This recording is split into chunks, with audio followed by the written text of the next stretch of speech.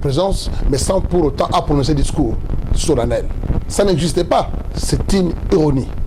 Ça, c'est un. Deuxièmement, nous avons vu un des plus grands criminels de l'humanité, il y a un continent africain, un Hitler africain, Kagame, aïe, parce qu'il est sous ordre, parce que c'est lui qui dirige le Congo. D'ailleurs, il y a l'État, aïe, ceux qui vont acclamer, sont acclamés, mais il y a un bateau, et ça, Sandoko.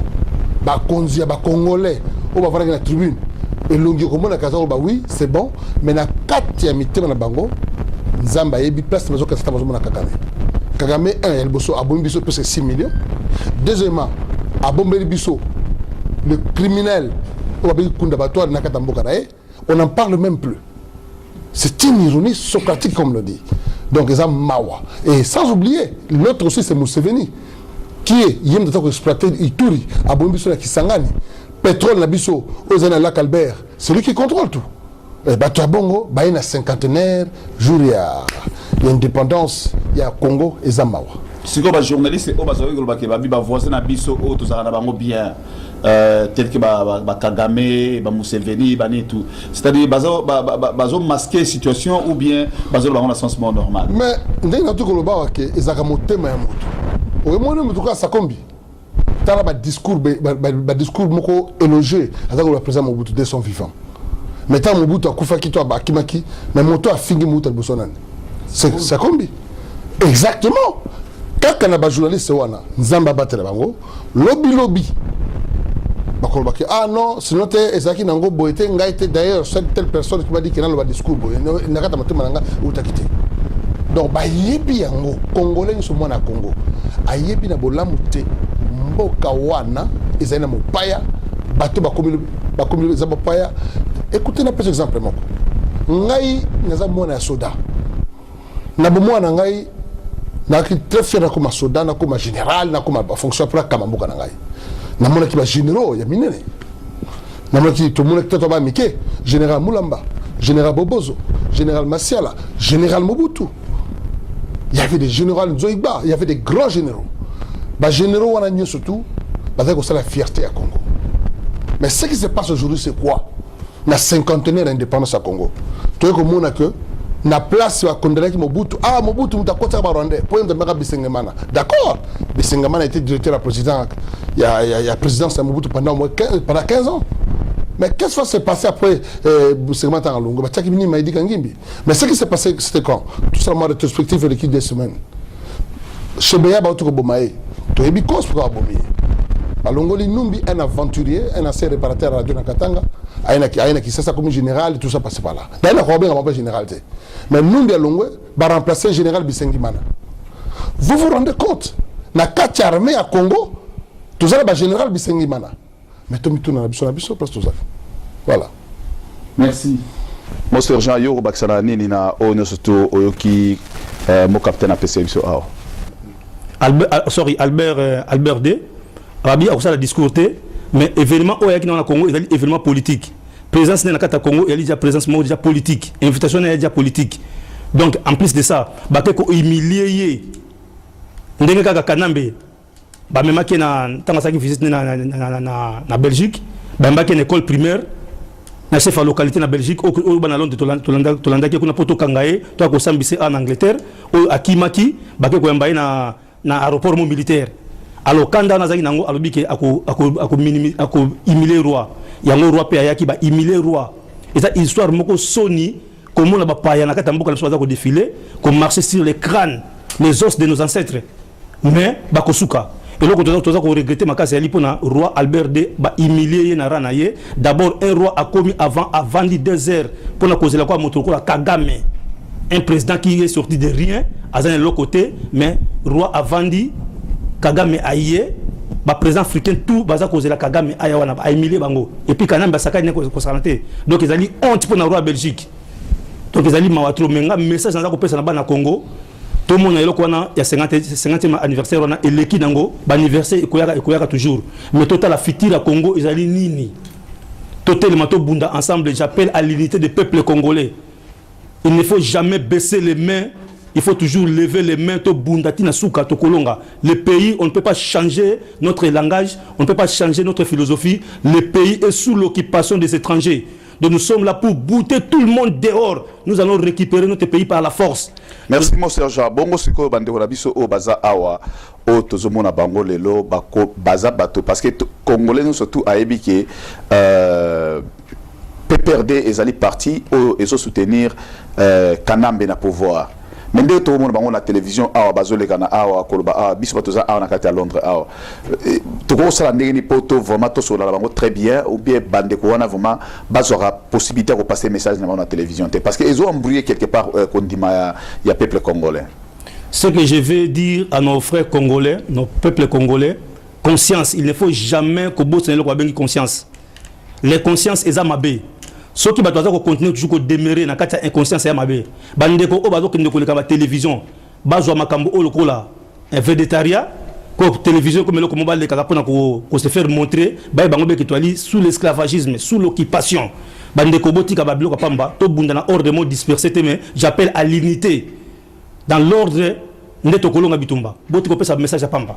Tozonga nano ka na système otozaki nango awa liboso tolobaki tolobi depuis to bandaki résistance o to mona quand même bande kona biso musu o bazaki ko bundisa biso na télévision ba télémé biso na mambo ya musique mais lelo parmi bino bande kona bino musu pe o baza ba combattant dans to libérer combattre ba komisu ko se confier na ye siko to kozwa pena position combat ngo pena ndeni.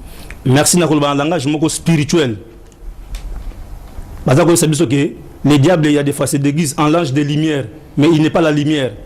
On ne peut jamais collaborer avec le diable. Bande konabiso o baza ko collaborer avec le diable. Alinga a se déguiser à l'ange de lumière. Boz la miso ko fungama. Mbano ya ba traître ezali depuis combat o bateka ki Congo. Bazangi mabele. Ata balingi ba changer na moment o ko balanga te ke na yeba kité. Pombela essayer betamaki ke pays ezali dans sous occupation. Bazali ko boma batu. Mingi batali mabumu na bango. Ba pasteur. Toza ko senga na bino na ba église bo pesa message est passé malamu. Moïse a combattu pour la libération des enfants d'Israël. D'ailleurs, le premier patriote, c'est Moïse. À mon avis, il y a égyptien. Moïse a kota bitumbana a boma égyptien. Adali Moussa Nanzambe. Gédéon Dengemoko a Bunda. David de la même manière. Nazali Kolba pasteur congolais. Nzambe a dans la Bible. Vous avez trop demeuré sur cette montagne. To umeli tourna katia montagne to kita sikoyo. To kita to changer façon na biso ko raisonner. Bo pesa message estindami na katia église, message à libération.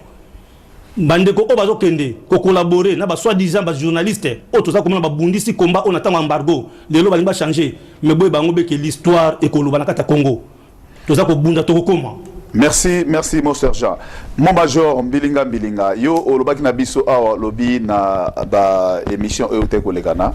Olobaki na biso que bato basomba basaki aloso banini tout et tout bachana katanda ko parce que journée wana eza journée moko et kozala peut-être makambo ko beta to ko betate. Est-ce que idéologie wana kanamba sala ki yango ko kanga ba frontière pour basala fête ezaki fête yango basala pona bango mo ba autorité o bango ba miyebi ou bien pour basala mo pona ba congolais surtout. Bon na lingena yebisa bandeko na message wana ezaki message moko tekno prophétique mais ezaki message o salemi pe na mabeye na biso prevane fête na Kisasa bakangi bato bazana bazaïr bato bazana bandundu bato bazana Équateur bako atterrir te na kati Kisasa fête wana na ebité soki ezali po kaka po na bato bafandi na Kisasa to po na bana Congo nyonso bon na ko bakisa lisusu keno po boye bakeno message wana ezaki vrai peuple congolais payé moko aleki alobi no fête tango to ko fêter ndenge nini ceux qui ont bengi si bato que no boya ko fêter mutako tuna susite que no to ko fêter ndenge nini ezaki na point d'interrogation boye bango balandi ya tango na biso et no message wana ezaki ka débit ezana suka nango o to ko zonga na raison message wana merci. Est-ce que c'est vrai que les militaires oyo batambola qui na marche wana bazaki vraiment ba congolais? Ouais, merci pour la parole.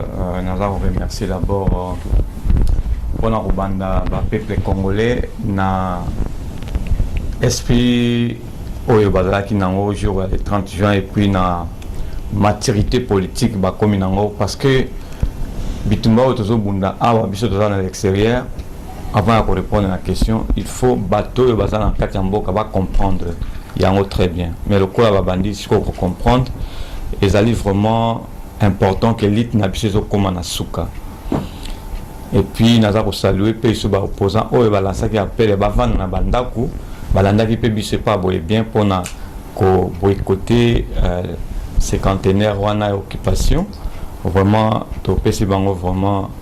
Bah, en fait, tu as vraiment copié vraiment encouragement parce que ça félicitations de Pomboka et là il y a na répondre à la question au lobby à bateau yobaya qui ko défilé na kati ya Congo na koloba que bateau na nyonso bazala ki ba congolais et ce sont des gens au yobaza koya de temps en temps quand il y a un problème na Congo babandaki na makambe bandaki ya dongo batindaki ba troupe plus de 25 000 éléments. Il y a Rwanda, Burundi et Ouganda qui pona kumeka ko étouffer résistance au bandaki na dongo.